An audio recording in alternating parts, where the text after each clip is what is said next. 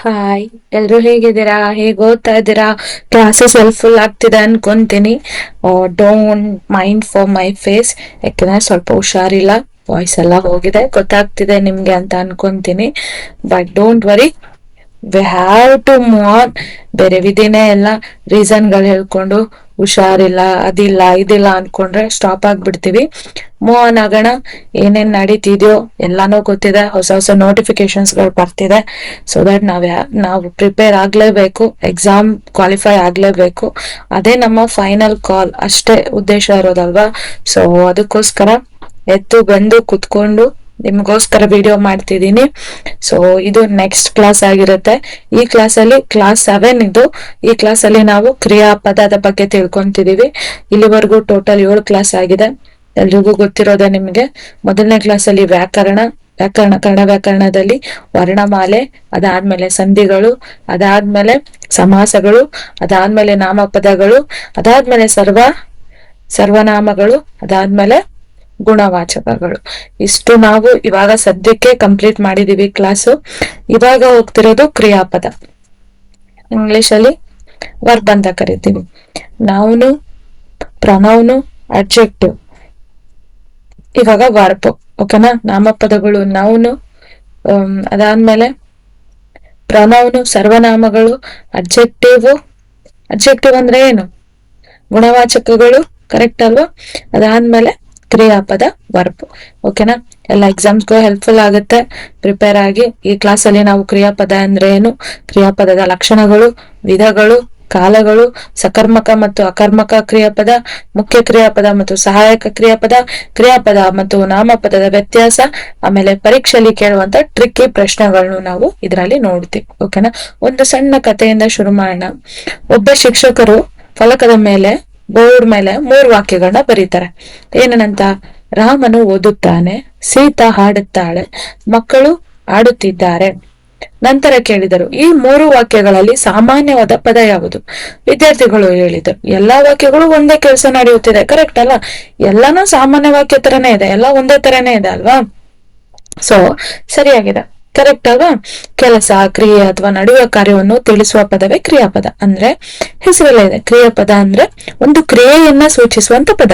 ಕೆಲಸ ಅಥವಾ ಕ್ರಿಯೆ ಅಥವಾ ನಡೆಯುವ ಕಾರ್ಯವನ್ನ ಹೇಳ್ತಿರುವಂತ ಪದನೇ ನಾವು ಕ್ರಿಯಾಪದ ಅಂತ ಕರಿತೀವಿ. ಹೆಸರಲ್ಲೇ ಇದೆ ಅಲ್ವಾ? ಓಕೆನಾ? ನೋಡಿ ಇಲ್ಲಿ ಇವೆಲ್ಲ ನಾಮಪದಗಳು. ರಾಮ, ಸೀತಾ, ಮಕ್ಕಳು.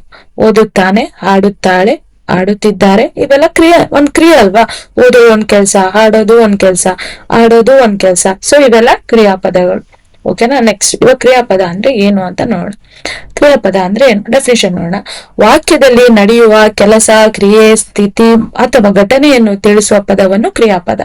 ಆಲ್ರೆಡಿ ಹೇಳಿದೀವಿ, ಒಂದು ವಾಕ್ಯದಲ್ಲಿ ಒಂದು ಪದ, ಕ್ರಿಯೆ, ಕೆಲಸ ಅಥವಾ ಒಂದು ಸ್ಥಿತಿ ಅಥವಾ ಘಟನೆ ನಡೀತಿರೋದ್ರ ಬಗ್ಗೆ ಹೇಳ್ತಿದೆ ಅಂದ್ರೆ ಅದನ್ನ ಕ್ರಿಯಾಪದ ಅಂತ ಕರಿತೀವಿ. ವರ್ಬ್ ಅಂತ ಕರಿತೀವಿ. A verb is a word that express an action, state, occurrence or condition. ಓಕೆನಾ? ನೆಕ್ಸ್ಟ್ ಸಿಂಪಲ್ ಆಗಿ ನೆನ್ಪಿಡ್ಕೊಬೇಕು ಅಂದ್ರೆ, ಆ ವಾಕ್ಯದಲ್ಲಿ ಆ ಪದ ಕೆಲಸವನ್ನ ಸೂಚಿಸ್ತಿದ್ರೆ, ಕೆಲಸ ಮಾಡ್ತಿರೋದನ್ನ ಸೂಚಿಸುತ್ತಿದ್ರೆ ಅದನ್ನ ಕ್ರಿಯಾಪದ ಅಂತ ಕರಿತೀವಿ. ಉದಾಹರಣೆ ನೋಡೋಣ. ರಾಮನು ಓದುತ್ತಾನೆ. ರಾಮ ನಾಮಪದ, ಓದುತ್ತಾನೆ ಕ್ರಿಯಾಪದ. ಅದೇ ಅವನು ಓದುತ್ತಾನೆ, ಅವನು ಸರ್ವನಾಮ. ಓದುತ್ತಾನೆ ಅಗೇನ್ ಕ್ರಿಯಾಪದ. ದೆನ್ ನಾನು ನಿಮ್ಗೆ ಒಂದು ನೆನ್ಪರ್ಲಿ ಪಾಸ್ಟ್ ಓದಿದ್ದು ಅನ್ನೋದಕ್ಕೋಸ್ಕರ ನಾನು ಹೇಳ್ದೆ. ಸೀತಾ ಹಾಡುತ್ತಾಳೆ. ಸೀತಾ ಅನ್ನೋದು ನಾಮಪದ, ಹಾಡುತ್ತಾಳೆ ಕ್ರಿಯಾಪದ.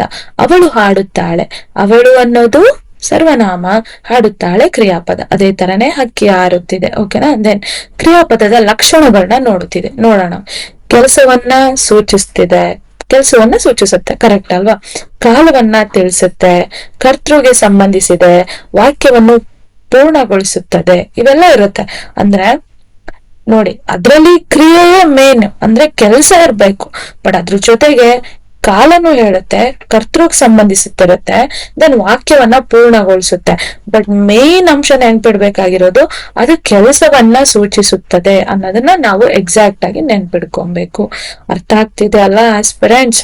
ಓಕೆ, ನೆಕ್ಸ್ಟ್ ಉದಾಹರಣೆ ನೋಡೋಣ. ಅವನು ಓದುತ್ತಾನೆ ಎಂಬ ಪದ ಕೆಲಸವನ್ನ ಹೇಳ್ತಿದೆ. ನೋಡಿ, ಇಲ್ಲಿ ಅವರು ಈ ಲಕ್ಷಣಗಳಿಗೆ ಒಂದು ಎಕ್ಸಾಂಪಲ್ ಕೊಡ್ತಾರೆ. ನಾವು ಓದುತ್ತಿದ್ದಾನೆ ಅನ್ನೋದು ಒಂದು ಕ್ರಿಯೆ ಅಲ್ವಾ? ಸೊ ಕ್ರಿಯೆನ ನೋಡಿದ್ವಿ. ಬಟ್ ಓದೋದ್ರ ಜೊತೆಗೆ ಕೆಲ್ಸದ ಜೊತೆಗೆ ಕಾಲ ಹೇಳ್ತು, ವರ್ತಮಾನ ಕಾಲ ಅಂದ್ರೆ ಅವನು ಪ್ರೆಸೆಂಟ್ ಅಲ್ಲಿ ಇದ್ದಾನೆ. ಕರೆಕ್ಟ್ ಅಲ್ವಾ? ಓದ್ತಾ ಇದ್ದಾನೆ. ಕರೆಕ್ಟ್ ಅಲ್ವಾ? ಓದ್ತಾ ಇದ್ದಾನೆ. ಮುಗಿಸಿಲ್ಲ, ಅವನು ಓದ್ತಾ ಇದ್ದಾನೆ. ಕಾಲ ಹೇಳ್ತು. ಅದ್ರ ಜೊತೆಗೆ ಅವನು ಯಾರು? ಕರ್ತೃ. ಕರೆಕ್ಟ್ ಅಲ್ವಾ? ಸೊ ಇದ್ರಲ್ಲೇ ನಾವು ನೋಡ್ಬೋದು, ಒಂದು ಕೆಲ್ಸ ಹೇಳ್ತು, ಕಾಲವನ್ನು ಹೇಳ್ತು, ಕರ್ತೃವನ್ನು ಹೇಳ್ತು, ದೆನ್ ವಾಕ್ಯ ಕೂಡ ಪೂರ್ಣಗೊಳಿಸ್ತು. ಅವನು ಓದ್ತಿದ್ದಾನೆ, ವಾಕ್ಯ ಸೆಂಟೆನ್ಸ್ ಪೂರ್ಣವಾಯ್ತಲ್ಲ. ದೆನ್ ಇವಾಗ ವಿಧಗಳನ್ನ ನೋಡೋಣ. ಓಕೆನಾ? ಓಕೆ, ತುಂಬಾ ಇಂಪಾರ್ಟೆಂಟ್ ಏನು ಅಂದ್ರೆ ಇದರಲ್ಲಿ 5 ವಿಧಗಳಿದಾವೆ. ಓಕೆನಾ? ಆಲ್ಮೋಸ್ಟ್ ಸಕರ್ಮಕ ಅಕರ್ಮಕ ಎಲ್ಲ ಓದಿರ್ತೀರಾ, ಇನ್ನು ಉಳಿದಿದ್ದು ಓದಿರೋಕೆ ಸ್ವಲ್ಪ ಡೌಟ್ ಇದೆ. ಎಲ್ಲಾನು ಓದೋಣ. ಮೊದಲನೇದು ಮುಖ್ಯ ಕ್ರಿಯಾಪದ, ಸಹಾಯಕ ಕ್ರಿಯಾಪದ, ಸಕರ್ಮಕ ಕ್ರಿಯಾಪದ, ಅಕರ್ಮಕ ಕ್ರಿಯಾಪದ, ಸಂಯುಕ್ತ ಕ್ರಿಯಾಪದ. ಓಕೆನಾ? ಎಲ್ಲ ಶಾರ್ಟ್ ಆಗಿ ನೋಟ್ಸ್ ಮಾಡ್ಕೊಳ್ಳಿ, ಇಲ್ಲ ವಿಡಿಯೋನ 1-3-4 ಟೈಮ್ಸ್ ರಿವಿಷನ್ ಮಾಡಿ, ಹೆಲ್ಪ್ಫುಲ್ ಆಗುತ್ತೆ. ಕ್ಲಿಯರ್ ಆಗಿ ಕೇಳಿಸ್ತಿದೆ ಅನ್ಕೊಂತೀನಿ ನಾನು ಮಾತಾಡ್ತಿರೋದು. ಸ್ವಲ್ಪ ನನಗೂ ಜೋರಾಗಿ ಮಾತಾಡಕ್ ಆಗ್ತಿಲ್ಲ, ಸಾರಿ ಫಾರ್ ದಟ್. ಓಕೆನಾ? ಓಕೆ, ಫಸ್ಟ್ ಒನ್ ಮುಖ್ಯ ಕ್ರಿಯಾಪದ. ಇದಕ್ಕೆ ನೋಡೋಣ.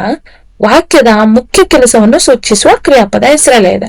ಅಂದ್ರೆ ಮುಖ್ಯವಾದ ಕೆಲಸ ಹೇಳ್ತಿದ್ದಾರೆ, ಅದು ತುಂಬಾ ಇಂಪಾರ್ಟೆಂಟ್, ಅದು ಮೇನ್ ವರ್ಬ್ ಅದು. ಓಕೆನಾ? ತುಂಬಾ ಇಂಪಾರ್ಟೆಂಟ್ ಪದ ಆಗಿದ್ರೆ, ತುಂಬಾ ಇಂಪಾರ್ಟೆಂಟ್ ಕೆಲಸ ಆಗಿದ್ರೆ ಅದನ್ನ ಮುಖ್ಯ ಕ್ರಿಯಾಪದ. ರಾಮನು ಓದುತ್ತಾನೆ, ಸೀತಾ ಹಾಡುತ್ತಾಳೆ, ಅವನು ಬಂದನು. ಇಲ್ಲಿ ಓದುತ್ತಾನೆ, ಹಾಡುತ್ತಾನೆ, ಬಂದನು ಮುಖ್ಯ ಕ್ರಿಯಾಪದ. ಅಂದ್ರೆ ಮುಖ್ಯವಾದ ಕೆಲಸ ಹೇಳ್ತಿದ್ರೆ ಅದನ್ನ ಮುಖ್ಯ ಕ್ರಿಯಾಪದ. ಓಕೆನಾ? ನೆಕ್ಸ್ಟ್ ಸಹಾಯಕ. ಅಂದ್ರೆ ಇಲ್ಲಿ ಸಹಾಯಕ್ ಬಳಸ್ಕೊಂತೀವಿ ನಾವು. ಓಕೆನಾ? ಮುಖ್ಯ ಕ್ರಿಯಾಪದದ ಸಹಾಯ ಮಾಡುವ ಕ್ರಿಯಾಪದ. ನೋಡಿ, ಅವನು ಓದುತ್ತಿದ್ದಾನೆ. ಕರೆಕ್ಟ್ ಅಲ್ಲ? ಇಲ್ಲಿ ಓದುತ್ತಾ ಅನ್ನೋದು ಮುಖ್ಯ ಕ್ರಿಯೆ, ಬಟ್ ಇದ್ದಾನೆ ಅನ್ನೋದು ಸಹಾಯಕ ಕ್ರಿಯಾಪದ. ಅಂದ್ರೆ ಒಂದೇ ಕ್ರಿಯಾಪದನೇ ಅದು. ಓಕೆನಾ? ಇದಿಷ್ಟು ಒಂದೇ ಕ್ರಿಯಾಪದನೇ, ಓದುತ್ತಿದ್ದಾನೆ. ಬಟ್ ಇಲ್ಲಿ ಓದೋದು ಮುಖ್ಯ ಕ್ರಿಯಾಪದ. ಕರೆಕ್ಟ್ ಅಲ್ವಾ? ಬಟ್ ಇದ್ದಾನೆ ಅನ್ನೋದು ಸಹಾಯಕ ಕ್ರಿಯಾಪದ. ನೋಡಿ ಇಲ್ಲಿ ಇನ್ನೊಂದು ನೋಡಿ, ಹೋಗಿದ್ದನು, ಹೋಗೋದು ಮುಖ್ಯ ಕ್ರಿಯಾಪದ. ಇದ್ದನು, ಹೋಗ್ತಾ ಇದ್ದಾನೆ, ಅದು ಸಹಾಯಕ ಕ್ರಿಯಾಪದ. ಅದೇ ತರನೇ ಮಾಡುತ್ತಿದ್ದಾನೆ, ಮಾಡುವುದು ಇದ್ದಾನೆ. ಅಂದ್ರೆ ಸಹಾಯಕ್ಕೆ ಬಳಸ್ಕೊಂತೀವಿ, ಮಾಡ್ತಾ ಇದ್ದಾನೆ ಅವನು, ಬಟ್ ಅದಕ್ಕೆ ಇದ್ದಾನೆ ಅನ್ನೋದು ಸೇರಿಸಿದಾಗ ಸಹಾಯಕ ಕ್ರಿಯಾಪದ ಆಗುತ್ತೆ. ಬರಲಿದ್ದಾನೆ, ಬರ್ತಾ ಇದ್ದಾನೆ, ಬರೋದು ಮೈನ್ ಕ್ರಿಯಾಪದ ಅಲ್ವಾ, ಮುಖ್ಯ ಕ್ರಿಯಾಪದ. ಬಟ್ ಇದ್ದಾನೆ ಅಗೇನ್ ಸಹಾಯಕ ಕ್ರಿಯಾಪದ. ಸೊ ಇದೇ ತರನೇ ದೆನ್ ಮುಖ್ಯ ಕ್ರಿಯೆಗೆ ಸಹಾಯ ಮಾಡ್ಬೇಕು. ಅಂದ್ರೆ ಹೋಗೋದಕ್ಕೆ ಇಲ್ಲಿ ಇದ್ದನು, ಬಂದನು, ಇದ್ದಾನೆ, ಇದ್ದಾಳೆ, ಇವೆಲ್ಲ ಸಹಾಯಕ ಪದಗಳಲ್ವಾ. ಈ ಸಹಾಯಕ ಪದಗಳಿದ್ರೆ ಅದನ್ನ ಸಹಾಯಕ ಕ್ರಿಯಾಪದ ಅಂತ ಕರಿತೀವಿ. ಓಕೆನಾ? ದೆನ್ ಸಕರ್ಮಕ ಕ್ರಿಯಾಪದ. ನೀವೆಲ್ಲರೂ ಓದಿರ್ತೀವಿ ಇದನ್ನ, ತುಂಬಾ ಇಂಪಾರ್ಟೆಂಟ್, ಓದಿರ್ತೀರಾ. ಓಕೆ, ಫಸ್ಟ್ ಕ್ರಿಯೆಯ ಫಲವು ಯಾವುದಾದರೂ ಕರ್ಮದ ಮೇಲೆ ಬೀಳುವ ಕ್ರಿಯಾಪದ. ಅಂದ್ರೆ ಕ್ರಿಯೆಯ ಫಲವು ಯಾವುದಾದ್ರೂ ಕರ್ಮದ ಮೇಲೆ ಬೀಳುವ ಕ್ರಿಯಾಪದ. ಓಕೆನಾ? ಅಂದ್ರೆ ಇಲ್ಲೇನಾಗತ್ತೆ, ಕ್ರಿಯೆಯ ಫಲ ಇರತ್ತಲ್ಲ, ಕ್ರಿಯೆ ಇದು ಒಂದು ಫೈನಲ್ ಆಕ್ಟ್ ಬಂದ್ಬಿಟ್ಟು ಕರ್ಮದ ಮೇಲೆ ಬೀಳುತ್ತೆ. ಒಂದ್ ಎಕ್ಸಾಂಪಲ್ ನೋಡೋಣ. ಏನನ್ನು, ಯಾರನ್ನು. ಉದಾಹರಣೆ, ರಾಮನು ಪುಸ್ತಕ ಓದಿದನು. ಏನು ಓದ್ದ ಅವನು? ಪುಸ್ತಕವನ್ನು ಅಲ್ವಾ. ನೋಡಿ, ಅಂದ್ರೆ ಪುಸ್ತಕ ಅನ್ನೋದು ಕರ್ಮ. ಕರೆಕ್ಟ್ ಅಲ್ವಾ? ನೋಡಿ ಇಲ್ಲಿ ನೋಡಿ, ಇದು ಸ್ವಲ್ಪ ಕಷ್ಟ ಆಗುತ್ತೆ, ಇದನ್ನ ಇನ್ನೊಂದ್ ಸ್ವಲ್ಪ ನೋಡ್ಕೊಳ್ಳಿ. ಓಕೆನಾ? ಅಂದ್ರೆ ಕ್ರಿಯೆ ಬಂದ್ಬಿಟ್ಟು ಕರ್ಮದ ಮೇಲೆ ಬೀಳುತ್ತೆ. ಓಕೆನಾ? ಕ್ರಿಯೆ ಬಂದ್ಬಿಟ್ಟು ಇದನ್ನ ಇನ್ನೊಂದ್ಸಲ ನೋಡ್ಕೊಳ್ಳಿ. ಕ್ರಿಯೆ ಅಂದ್ರೆ ಅವನು ಕಬಡ್ಡಿ ಆಟವಾಡ್ತಿದ್ದಾನೆ. ಇದೊಂದು ಎಕ್ಸಾಂಪಲ್ ನೋಡ್ಕೊಳ್ಳೋಣ. ಕಬಡ್ಡಿ ಅನ್ನೋದೇನು? ಕಬಡ್ಡಿ ಅನ್ನೋದು ಕರ್ಮ. ಕರೆಕ್ಟ್ ಅಲ್ಲ? ಆಟ ಆಡ್ತಿದ್ದಾನೆ ಅನ್ನೋದು ಕ್ರಿಯಾಪದ. ಸೊ ಇಲ್ಲಿ ಏನಾಗುತ್ತೆ ಅಂದ್ರೆ ಕ್ರಿಯೆಯ ಫಲ ಬಂದ್ಬಿಟ್ಟು ಕರ್ಮದ ಮೇಲೆ ಬೀಳುತ್ತೆ. ಕರ್ತೃ ಕರ್ಮ ಕ್ರಿಯೆ ನಿಮಗ್ ಗೊತ್ತಿದೆ ಅಲ್ವಾ? ಕರ್ತೃ ಕರ್ಮ ಕ್ರಿಯೆ ಗೊತ್ತಿದೆ. ಕರೆಕ್ಟ್ ಅಲ್ಲ? ರಾಮನು ಕಬಡ್ಡಿ ಆಟವಾಡುತ್ತಿದ್ದಾನೆ. ಇದರಲ್ಲಿ ರಾಮ ಏನಾಗ್ತಾನೆ? ಕರ್ತೃ. ಕರೆಕ್ಟ್ ಅಲ್ವಾ? ಕಬಡ್ಡಿ ಏನಾಗುತ್ತೆ? ಕರ್ಮ ಆಗುತ್ತೆ. ಆಟವಾಡುತ್ತಿದ್ದಾನೆ ಏನಾಗುತ್ತದೆ? ಕ್ರಿಯಾಪದ ಆಗತ್ತೆ. ಇಲ್ಲಿ ಕ್ರಿಯಾಪದದ ಎಫೆಕ್ಟ್ ಯಾರ ಮೇಲೆ ಬೀಳ್ತಿದೆ? ಕರ್ಮದ ಮೇಲೆ ಬೀಳ್ತಿದೆ. ಕರೆಕ್ಟ್ ಅಲ್ವಾ? ಸೊ ನೋಡಿ, ರಾಮನು ಪುಸ್ತಕ ಓದಿದನು, ಕರ್ತೃ ಕರ್ಮ ಕ್ರಿಯೆ. ಇಲ್ಲಿ ಏನ್ ಓದಿದನು ಅನ್ನೋದ್ ಕ್ವಶನ್ ಬಂದಾಗ ಪುಸ್ತಕ ಬರುತ್ತೆ. ಅಂದ್ರೆ ಇಲ್ಲಿ ಪುಸ್ತಕ ಕರ್ಮ ಆಗತ್ತೆ, ಓದಿದನು ಸಕರ್ಮಕ ಕ್ರಿಯಾಪದ ಆಗತ್ತೆ. ಇನ್ನೊಂದು ಉದಾಹರಣೆ ನೋಡೋಣ. ಅವಳು ಹಾಲು ಕುಡಿದಾಳು. ಏನನ್ ಕುಡಿದ್ಲು? ಹಾಲು. ಅಂದ್ರೆ ಈ ಕ್ರಿಯಾಪದ ಇದೆ ಅಲ್ವಾ, ಇದು ಕರ್ಮದ ಮೇಲೆ ಎಫೆಕ್ಟ್ ಬೀರುತ್ತೆ. ಅವಾಗ ಅದನ್ನ ನಾವು ಸಕರ್ಮಕ ಅಂತ ಕರಿತೀವಿ. ಅರ್ಥ ಆಗ್ತಿದ್ಯಾ? ಅರ್ಥ ಆಗ್ತಿದೆ ಅನ್ಕೊಂತೀನಿ. ಟ್ರಿಕ್ ನೋಡೋಣ. ಕರ್ಮ ಇದ್ರೆ ಅದನ್ನ ಸಕರ್ಮಕ ಅಂದ್ರೆ, ಒಂದು ಸೆಂಟೆನ್ಸ್ ಅಲ್ಲಿ ಕರ್ಮ ಪದವಿದ್ರೆ, ಕರ್ಮ ಅಂದ್ರೆ ಗೊತ್ತಿದೆ ಅಲ್ಲ, ಕರ್ಮದ ಪದವಿದ್ರೆ ಅದನ್ನ ಸಕರ್ಮಕ ಅಂತ ಕರಿತೀವಿ. ಓಕೆನಾ? ಇದು ಸಿಂಪಲ್ ಟ್ರಿಕ್. ಓಕೆ, ನೆಕ್ಸ್ಟ್ ಅಕರ್ಮಕ ಕ್ರಿಯಾಪದವನ್ನ ನೋಡೋಣ. ಓಕೆನಾ? ಫಸ್ಟ್ ಕರ್ಮದ ಅಗತ್ಯವಿಲ್ಲ ಇದಕ್ಕೆ. ಅದ್ರಲ್ಲಿ ನೋಡಿ, ಸಕರ್ಮಕ ಅಂದ್ರೆ ಕರ್ಮದ ಪದ ಬೇಕು, ಬಟ್ ಇದ್ರಲ್ಲಿ ಕರ್ಮದ ಅಗತ್ಯವಿಲ್ಲ. ಕರ್ಮದ ಅಗತ್ಯವಿಲ್ಲದೆ ಪೂರ್ಣ ಅರ್ಥ ನೀಡುವ ಕ್ರಿಯಾಪದ. ನೋಡಿ, ಮಗು ಮಲಗಿತ್ತು. ಏನನ್ ಮಲಗ್ತು ಅಂತ ಕೇಳ್ತೀವ? ಇಲ್ಲ ಅಲ್ಲ, ಪ್ರಶ್ನೆನೇ ಬರಲ್ಲ, ಇಲ್ಲಿ ಕರ್ಮನೇ ಬರಲ್ಲ. ಸರಿನಾ? ಹಕ್ಕಿ ಹಾರಿತು, ಕರೆಕ್ಟ್ ಅಲ್ವಾ? ಕರೆಕ್ಟ್. ಇದೆಲ್ಲ ಬರಲ್ಲ. ಮಕ್ಕಳು ನಕ್ಕರು, ಇವುಗಳಿಗೆಲ್ಲ ಕರ್ಮದ ಪದ ಬೇಡ. ಸೊ ಆದ್ರಿಂದ ಇದು ಅಕರ್ಮಕ ಕ್ರಿಯಾಪದ. ಕರ್ಮ ಪದ ಇದ್ರೆ ಅದು ಸಕರ್ಮಕ, ಕರ್ಮ ಪದ ಇಲ್ಲ ಅಂದ್ರೆ ಅದು ಅಕರ್ಮಕ. ಓಕೆನಾ? ಒಂದು ಸೆಂಟೆನ್ಸ್ ನಿಮಗ್ ಗೊತ್ತಾಗ್ಬೇಕು. ಸೆಂಟೆನ್ಸ್ ಅಲ್ಲಿ ನಿಮಗ್ ಗೊತ್ತಾಗತ್ತೆ. ನೋಡಿ, ಇನ್ನೊಂದ್ಸಲ ಹೇಳ್ತೀನಿ. ಮಗು ಮಲಗಿತ್ತು ಅನ್ನೋದ್ರಲ್ಲಿ ಕರ್ಮ ಇಲ್ಲ, ಬರೀ ಕರ್ತೃ ಕ್ರಿಯೆ ಎರಡೇ ಇರೋದು. ಅದೇ ನಾವು ಸಕರ್ಮಕ್ಕೆ ಹೋಗೋಣ. ಸಕರ್ಮಕದಲ್ಲಿ ಏನಾಗುತ್ತೆ? ರಾಮನು ಪುಸ್ತಕ ಓದಿದನು. ರಾಮನು ಓದಿದನು ಅಂದ ತಕ್ಷಣ ಅವನು ಏನು ಓದ್ದ ಅನ್ನೋದ್ ಕ್ವಶನ್ ಬರುತ್ತೆ. ಬಟ್ ಇಲ್ಲಿ ಮಗು ಮಲಗಿತು, ಏನ್ ಮಲಗ್ತು ಅನ್ನೋದ್ ಬರಲ್ಲ. ಕರೆಕ್ಟ್ ಅಲ್ವಾ? ಸೊ ಕರ್ಮ ಪದ ಇಲ್ಲ ಅಂದ್ರೆ ಅದು ಅಕರ್ಮಕ. ಓಕೆನಾ? ದೆನ್ ಸಂಯುಕ್ತ ಕ್ರಿಯಾಪದ, ಕಾಂಪೌಂಡ್ ವರ್ಡ್. ಇಲ್ಲಿ ಏನಾಗುತ್ತೆ? ಎರಡು ಅಥವಾ ಹೆಚ್ಚು ಕ್ರಿಯಾಪದಗಳು ಸೇರಿದ್ರೆ, ಕಾಂಪೌಂಡ್ ಅಂದ್ರೆ ಎರಡರಿಗಿಂತ ಜಾಸ್ತಿ ಹೆಚ್ಚು ಪದಗಳು ಸೇರೋದೆ. ಕಾಂಪೌಂಡ್ ಅಂದ್ರೆ 3-4 ಪದಗಳು ಸೇರೋದು. ಫಾರ್ ಎಕ್ಸಾಂಪಲ್, 2 ಅಥವಾ ಹೆಚ್ಚು ಕ್ರಿಯಾಪದಗಳು ಸೇರಿ ಒಂದೇ ಅರ್ಥವನ್ನು ಕೊಡುವ ಕ್ರಿಯಾಪದ. ನೋಡಿ, ನೋಡಿಬಿಟ್ಟನು, ಮಾಡಿಕೊಟ್ಟನು. ನೋಡೋದು ಒಂದು ಕ್ರಿಯಾಪದ, ಬಿಟ್ಟನು ಒಂದು ಕ್ರಿಯಾಪದ. ಅದೇ ತರನೇ ಮಾಡೋದು, ಮಾಡಿಕೊಟ್ಟನು, ಮಾಡೋದು ಒಂದು ಕ್ರಿಯಾಪದ, ಕೊಟ್ಟನು ಒಂದು ಕ್ರಿಯಾಪದ, ಹೇಳಿಬಿಟ್ಟನು, ಹೇಳೋದು ಒಂದು ಕ್ರಿಯಾಪದ, ಬಿಟ್ಟನು ಅನ್ನೋದು ಒಂದು ಕ್ರಿಯಾಪದ. ಅದೇ ತರನೇ ಬರೆಯೋದು ಒಂದು ಕ್ರಿಯಾಪದ, ಕೊಂಡನು ಒಂದು ಕ್ರಿಯಾಪದ. ಅಂದ್ರೆ ಇದೆಲ್ಲದರಲ್ಲೂ ಎರಡಕ್ಕಿಂತ ಹೆಚ್ಚು ಪದಗಳಾದ್ರೂ ಇರ್ಬೋದು, 2 ಪದನಾದ್ರೂ ಇರ್ಬೋದು. 2 ಪದಗಳು ಸೇರಿದಾಗ ಅದನ್ನ ಸಂಯುಕ್ತ ಕ್ರಿಯಾಪದ ಅಂತ ಕರಿತೀವಿ. 2 ಪದಗಳು ಕ್ರಿಯೆಯಿಂದ ಕೂಡಿರ್ಬೇಕು, ಅದು ನಿಮಗ್ ನೆನ್ಪಿರ್ಬೇಕು. 2 ಪದಗಳು ಕ್ರಿಯೆಯನ್ನ ಸೂಚಿಸ್ತಿದ್ರೆ, ಅದೆರಡೂ ಸೇರಿಸಿದಾಗ ಒಂದು ಕ್ರಿಯಾಪದವಾಗಿ ಕೊಡ್ತಿದ್ದಾರೆ ಅಂತ ಅಂದ್ರೆ ಅದನ್ನ ನಾವು ಸಂಯುಕ್ತ ಕ್ರಿಯಾಪದ. ನೋಡಿ, 2 ಕ್ರಿಯೆಗಳಿದ್ರೆ ಸಂಯುಕ್ತ ಕ್ರಿಯಾಪದ. ಬಟ್ ಒಂದೇ ಪದ ಇದು, ಬಟ್ 2 ಕ್ರಿಯೆಯನ್ನ ಸೂಚಿಸ್ತಿದೆ. ಓಕೆನಾ? ಇವಾಗ ಕಾಲಗಳನ್ನ ನೋಡೋಣ. ಕ್ರಿಯಾಪದಗಳು ಯಾವಾಗ ನಡೆದಿದೆ ಎಂಬುದನ್ನು ತಿಳಿಸುವುದೇ ಕಾಲ ಅಲ್ವಾ? ಇವಾಗ ಕ್ರಿಯೆಗಳು ನಡೀತು, ಬಟ್ ಯಾವಾಗ ನಡೀತು ಅನ್ನೋದು ಇಂಪಾರ್ಟೆಂಟ್ ಅಲ್ವಾ? ಫಸ್ಟ್ ವರ್ತಮಾನ ಕಾಲ. ವರ್ತಮಾನ ಅಂದ್ರೆ ಪ್ರೆಸೆಂಟ್, ಇವಾಗ ನಡೀತಿದೆ, ಈಗ ನಡೀತಿರೋದು. ಅವನು ಓದುತ್ತಾನೆ, ನಾನು ಬರೆಯುತ್ತೇನೆ. ನೋಡಿ, ಅಂದ್ರೆ ಇಲ್ಲಿ ತಾನೆ, ತಾಳೆ, ತಾರೆ, ತೇನೆ. ಕರೆಕ್ಟ್ ಅಲ್ವಾ? ಇವೆಲ್ಲ ವರ್ತಮಾನ ಕಾಲ, ನಡೀತಿರೋದು. ಕರೆಕ್ಟಾ? ಅದೇ ಭೂತಕಾಲಕ್ಕೆ ಅಂದ್ರೆ, ಭೂತಕಾಲ ಅಂದ್ರೆ ಪಾಸ್ಟ್ ಟೆನ್ಸ್, ಆಲ್ರೆಡಿ ಆಗೋಗಿರೋದು, ಆಗೋಗಿದೆ. ಅವನು ಓದಿದನು, ಮುಗಿಸ್ಬಿಟ್ಟ ಅವನು. ಅವಳು ಹಾಡಿದಳು, ಹಾಡ್ಬಿಟ್ಲ ಅವಳು, ಇವಾಗ ಹಾಡ್ತಿಲ್ಲ, ಹಾಡುತ್ತಾನೆ. ನೋಡಿ, ಓದುತ್ತಾನೆ ಆಗಿದ್ದಿದ್ರೆ ಅದು ವರ್ತಮಾನ ಕಾಲ, ಆಡುತ್ತಾಳೆ ಅಂದಿದ್ರೆ ಅದು ವರ್ತಮಾನ ಕಾಲ. ಬಟ್ ಇಲ್ಲೇನಾಯ್ತು? ಅವನು ಆಲ್ರೆಡಿ ಓದ್ಬಿಟ್ಟಿದ್ದಾನೆ, ಓದಿದನು, ಹಾಡಿದಳು, ಆಗೋಗಿರೋದಿದು.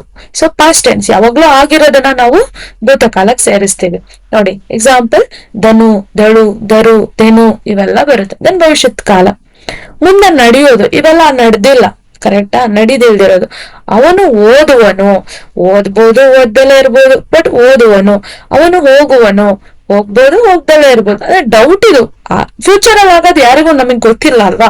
ಸೊ ನೋಡಿ, ಇಲ್ಲಿ ಕನ್ಫರ್ಮ್ ಇದೆ, ಅವನು ಓದ್ತಾನೆ, ಕನ್ಫರ್ಮ್ ನಮಗೆ, ಅವನು ಓದ್ತಾನೆ. ಸೊ ಅದು ವರ್ತಮಾನ ಕಾಲ. ಅವ್ಳು ಓದ್ತಾಳೆ, ಅವ್ರು ಹೋಗ್ತಾರೆ. ಬಟ್ ಇಲ್ಲಿ ಮುಂದೆ ನಡೆಯೋದು, ಅವನು ಓದುವನು, ಹೋಗ್ಬೋದು, ಹೋಗುವನು, ಹೋಗ್ಬೋದು. ಕರೆಕ್ಟ್ ಅಲ್ಲ? ವನು, ವಳು, ವರು ಇದೆಲ್ಲ ನೆನ್ಪಿಡ್ಕೊಳ್ಳಿ ಆಯ್ತಾ? ನೋಡಿ, ತಾ ಬಂದ್ರೆ ತಾನೇ, ತಾಳೆ, ತಾರೆ, ತೇನೆ ಬಂದ್ರೆ ಅದು ವರ್ತಮಾನ ಕಾಲ. ಭೂತಕಾಲದಲ್ಲಿ ಧನು, ಧಳು, ಧರು, ಧನು. ಓಕೆನಾ? ದೆನ್ ಅದೇ ಭವಿಷ್ಯತ್ ಕಾಲದಲ್ಲಿ ವನು, ವೆನು, ವಳು, ವರು. ಓಕೆನಾ, ನೆನ್ಪಿರುತ್ತಲ್ಲ. ದೆನ್ ಕ್ರಿಯಾಪದ ಮತ್ತು ನಾಮಪದದ ವ್ಯತ್ಯಾಸ. ನಾಮಪದಗಳು ಗೊತ್ತಿದೆ ನಿಮಗೆ, ಹೆಸರನ್ನ ಸೂಚಿಸುವಂತದ್ದು. ಕ್ರಿಯಾಪದ ಅಂದ್ರೆ ಕ್ರಿಯೆಯನ್ನ ಸೂಚಿಸುವುದು. ಕ್ರಿಯಾಪದ ಮತ್ತು ವಿಶೇಷಣದ ವ್ಯತ್ಯಾಸ ನೋಡೋಣ. ನೋಡಿ, ಕ್ರಿಯಾಪದ ಅಂದ್ರೆ ಒಳ್ಳೆಯ ವಿದ್ಯಾರ್ಥಿ. ಒಳ್ಳೆಯ ಅನ್ನೋದು ಒಂದು ಕ್ಯಾರೆಕ್ಟರ್ ಅಲ್ವಾ, ಕರೆಕ್ಟ್ ಅಲ್ವಾ? ಅದು ಗುಣವಾಚಕ. ವಿಶೇಷಣವನ್ನ ಗುಣವಾಚಕ ವಿಶೇಷಣ ಎರಡು ಒಂದೇ, ವಿಶೇಷತೆಯನ್ನ ಸೂಚಿಸ್ತಿದೆ, ಅದು ಗುಣವಾಚಕ. ವಿದ್ಯಾರ್ಥಿ ಅನ್ನೋದು ಕರೆಕ್ಟಾ? ವಿದ್ಯಾರ್ಥಿ ಓದುತ್ತಾನೆ ಕ್ರಿಯಾಪದ, ಕರೆಕ್ಟ್ ಅಲ್ಲ? ಪರೀಕ್ಷೆಯಲ್ಲಿ ಗೊಂದಲ ಉಂಟು ಮಾಡುವ ಅಂಶಗಳು ಯಾವುದು ಅನ್ನೋದು ಒಂದು ಸ್ವಲ್ಪ ನೋಡೋಣ. ಓದು, ಇದು ನಾಮಪದವೂ ಆಗ್ಬೋದು. ಉದಾಹರಣೆಗೆ ಓದು ನೋಡಿ, ಓದು ಒಳ್ಳೆಯ ಅಭ್ಯಾಸ. ಓದು ಅನ್ನೋದು ಇದ್ರಲ್ಲಿ ನಾಮಪದನೂ ಆಗ್ಬೋದು, ಕ್ರಿಯಾಪದನೂ ಆಗ್ಬೋದು. ನೋಡಿ, ಇದು ಕ್ರಿಯಾಪದವೂ ಆಗ್ಬೋದು. ನಾನು ಓದುತ್ತೇನೆ. ಕನ್ಫ್ಯೂಷನ್ ಹೆಂಗೆ ಅಂದ್ರೆ ಹುಟ್ಟೋದು ಹಿಂಗೆ. ನೋಡಿ, ನಾವು ಸೆಂಟೆನ್ಸ್ ನ ಹೇಗ್ ಬರಿತೀವಿ ಅನ್ನೋದು ಇಂಪಾರ್ಟೆಂಟ್ ಆಗುತ್ತೆ. ನೋಡಿ, ಓದು ಒಳ್ಳೆಯ ಅಭ್ಯಾಸ, ಇಲ್ಲಿ ಓದು ಅನ್ನೋದು ನಾಮಪದ. ಅದೇ ನಾನು ಓದುತ್ತೇನೆ ಅನ್ನೋದು ಕ್ರಿಯಾಪದ ಆಗುತ್ತೆ. ಪರೀಕ್ಷೆಯಲ್ಲಿ ಯಾವ ತರ ಕೇಳ್ತಾರೆ ನೋಡೋಣ. ಕುಡಿದನು ಅಲ್ವಾ, ಕರೆಕ್ಟ್ ಅಲ್ವಾ? ಇದಕ್ಕೆ ಅವನೇನ್ ಕುಡ್ದ ಅನ್ನೋದು ಬೇಕೇ ಬೇಕು. ಅವನ್ ವಿಷ ಕುಡುದ್ನ, ನೀರ್ ಕುಡುದ್ನ, ಹಾಲ್ ಕುಡುದ್ನ, ಬೇಕೇ ಬೇಕು. ಕರೆಕ್ಟ್ ಅಲ್ವಾ? ಕರ್ಮ ಬೇಕೇ ಬೇಕು. ಸೊ ಇದಕ್ಕೆ ಸಕರ್ಮಕ ಅಂತೀವಿ. ಇದಕ್ಕೆ ನೋಡಿ, ಮಲಗಿದನು, ಕರೆಕ್ಟ್ ಅಲ್ಲ? ಇದಕ್ಕೆ ಕರ್ಮ ಬೇಡ.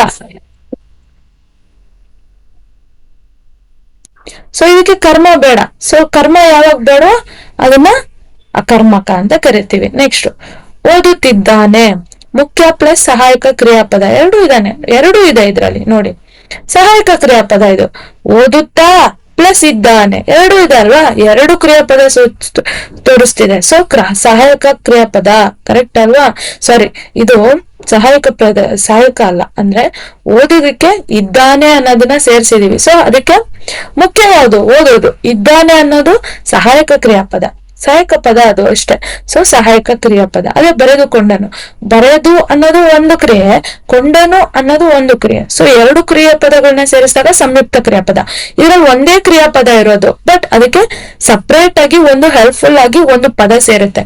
ಓದುತ್ತಾ ಅನ್ನೋದು ಒಂದು ಕ್ರಿಯಾಪದ, ಕರೆಕ್ಟ್ ಅಲ್ವಾ? ಇದಕ್ಕೆ ಇದ್ದಾನೆ ಅನ್ನೋ ಒಂದು ಪದ ಸೇರಿಸ್ತೀವಿ, ಅದನ್ನ ಸಹಾಯಕ ಕ್ರಿಯಾಪದ. ಇದ್ರಲ್ಲಿ ಒಂದೇ ಕ್ರಿಯಾಪದ, ಬಟ್ ಇದ್ರಲ್ಲಿ ಏನಾಗುತ್ತೆ? ಎರಡು ಕ್ರಿಯಾಪದ. ಬರೆಯೋದು, ಕೊಂಡನು. ಸೊ ಎರಡು ಕ್ರಿಯಾಪದಗಳು ಸೇರಿಸಿದಾಗ ಸಂಯುಕ್ತ ಕ್ರಿಯಾಪದ. ಟ್ರಾಪ್ಗಳನ್ನ ನೋಡೋಣ ಒಂದ್ ಸ್ವಲ್ಪ. ಹಕ್ಕಿ ಹಾರುತ್ತದೆ ಅಕರ್ಮಕ, ಕರೆಕ್ಟ್ ಅಲ್ವಾ? ಯಾಕೆಂದ್ರೆ ಕರ್ಮ ಇಲ್ಲ ಅಲ್ಲಿ. ಅದೇ ಹಕ್ಕಿ ಗೂಡು ಕಟ್ಟಿತು, ಕರೆಕ್ಟ್ ಅಲ್ವಾ? ಇದ್ರಲ್ಲಿ ಕರ್ಮ ಬೇಕು, ಸೊ ಸಕರ್ಮಕ, ಕರೆಕ್ಟ್ ಅಲ್ವಾ? Golden rules. ಕರ್ಮ ಇದ್ರೆ ಸಕರ್ಮಕ, ಕರ್ಮ ಇಲ್ದಿದ್ರೆ ಅಕರ್ಮಕ. ಹೆಸರಲ್ಲೇ ಇದೆ. ಓಕೆನಾ? ಅರ್ಥ ಆಗ್ತಿದ್ಯಾ? ಇನ್ನೊಂದ್ಸಲ ಇದೊಂದ್ ಸ್ವಲ್ಪ ಸ್ಕ್ರೀನ್ ಶಾಟ್ ತಗೊಳ್ಳಿ. ಮುಖ್ಯ ಕ್ರಿಯಾಪದ, ಮುಖ್ಯ ಕೆಲಸ ಹೇಳ್ತಿರೋದೆ ಓದುತ್ತಾನೆ, ಮಾಡುತ್ತಾನೆ.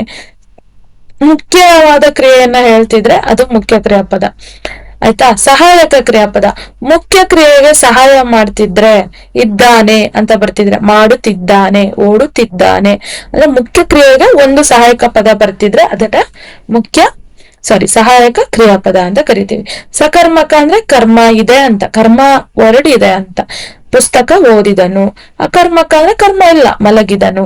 ಸಂಯುಕ್ತ ಅಂದ್ರೆ ಎರಡು ಕ್ರಿಯೆಗಳು ಸೇರಿದ್ರೆ ಅದನ್ನ ಸಂಯುಕ್ತ. ಬರೆದುಕೊಂಡನು. ಓಕೆನಾ?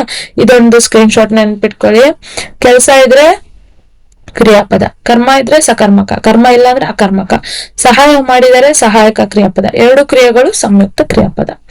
ಸೊ ಇವತ್ತಿನ ಕ್ಲಾಸ್ ಅಲ್ಲಿ ನಾವು ಕ್ರಿಯಾಪದಗಳ ಬಗ್ಗೆ ಡೀಟೇಲ್ ಆಗಿ, ವರ್ಬ್ ಬಗ್ಗೆ ಕಂಪ್ಲೀಟ್ ಕ್ಲಾಸ್ ಅಲ್ಲಿ ತಿಳ್ಕೊಂಡಿದೀವಿ ಅನ್ಕೊಂತೀನಿ. ಏನಾದ್ರೂ ಡೌಟ್ ಇದ್ರೆ ವಿಡಿಯೋದಲ್ಲಿ ಕಮೆಂಟ್ ಸೆಕ್ಷನ್ ಅಲ್ಲಿ ಹಾಕಿ, ನಾನು ನಿಮ್ಗೆ ಎಕ್ಸ್ಪ್ಲೈನ್ ಮಾಡ್ತೀನಿ. ಮತ್ತೆ ನೆಕ್ಸ್ಟ್ ಕ್ಲಾಸ್ ಅಲ್ಲಿ ಮೀಟ್ ಆಗೋಣ. ಅಲ್ಲಿ ತನಕ love you all. Bye bye.